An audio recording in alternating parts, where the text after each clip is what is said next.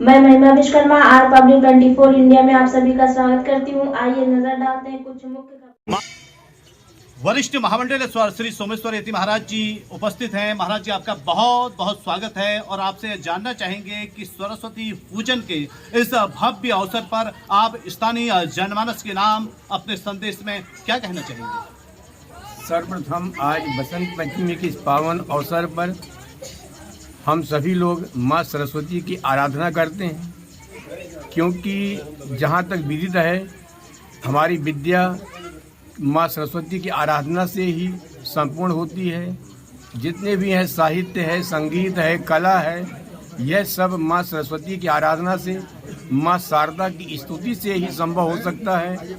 इसीलिए हम सभी को अपनी विद्या को बढ़ाने के लिए, अपने संगीत को बढ़ाने के लिए, जो भी हमारे देश में, जो भी हमारे समाज में, जो भी जितने भी लोग विद्वान हुए हैं, जितने भी लोग अपने अपने क्षेत्र में हुए हैं, उन सब पर माँ सरस्वती की, माँ शारदा की असीम कृपा होती चली आई है।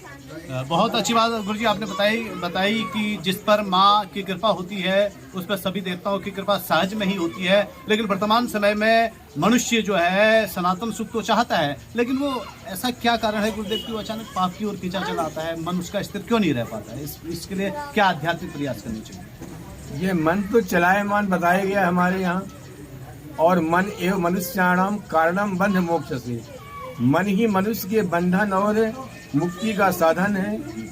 हम मन को जिस तरफ लगाएंगे मन उसी तरफ जाएगा। हमें मन को बलात्पूर्वक धर्म की ओर लगाएंगे तो निश्चित ही वह धर्म की ओर जाएगा, और अगर हम मन को स्वतंत्र छोड़ देंगे तो वह बुरी संगति की ओर जाएगा। इसलिए हमें चाहिए कि बार बार हम लोगों को मन को कस करके रखना चाहिए ताकि वह बुरी संगत पर न जाए। और जितना हम अध्यात्म की ओर जुड़ेंगे, जितना हम धर्म की ओर जाएंगे, जितना हम वेदों के बताए हुए मार्गों पर चलेंगे, उतना हमारा मन शांत होगा और बुरी संगति की ओर नहीं जाएगा। इसलिए प्रत्येक व्यक्ति को चाहिए कि वह अपने मन को ध्यान के द्वारा शांत करके, दीप का ध्यान करके और ओम की स्तुति करें। यही उनके मन का बंधन होता है, वही दूर करता है सब विसंगतियों। बहुत अच्छी बात गुरुजी आपने कही कि ओम का नाद करने से, ओम का उच्चारण करने से मन में एकाग्रता आती है और मन जो है शांत होता है।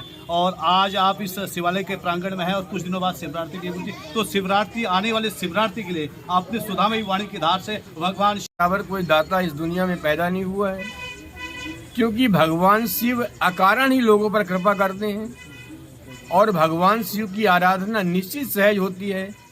और देवी देवताओं को मक्खन का भोग लगाते हैं, कभी किसी को दूध का भोग लगाते हैं, कभी अनेक व्यंजनों का भोग लगाते हैं, किंतु भगवान शंकर ही ऐसे सुलभ हम लोगों को हैं जिन्हें कुछ भी नहीं चाहिए, केवल प्रकृति ने जो दिया रखा है उन्हीं के द्वारा हम भगवान शिव आराधना करते हैं। जैसे बिल्वपत्र हमें सहज ही प्राप्त हो जाती है, और भगवान शिव को जल प्रसिद्ध है, प्रिय है, इसलिए जल भी हमको सुलभ होता है। हमारे किसानों के यहाँ जो गौ पालन करते हैं, गाय का दूध सुलभ हो जाता है, इसलिए भगवान शिव को दूध भी मिल जाता है। इसलिए भगवान शिव के लिए कुछ की जरूरत नहीं है। बिलपत्र हो गया, बेर का हो गया, बिल का फल हो गया, यही भगवान शिव के अभिषेक में उपयोगी है। तो बहुत सुंदर बात गुरुजी आपने बताई कि शिव अकाम है, दया के धाम है, ये बात आपने बताई। और आप थे वरिष्ठ महामंडलेश्वर सोमेश्वर यति महाराज जी, जो आज 25 एकड़ कॉलोनी में जन जागृति कला मंच के तत्वाधान में आयोजित सरस्वती पूजन कार्यक्रम में मुख्य अतिथि के रूप में मौजूद हैं। आपने अपना अमूल्य समय हमें प्रदान किया, आपका बहुत बहुत धन्यवाद। बोले सरस्वती मैया की जय।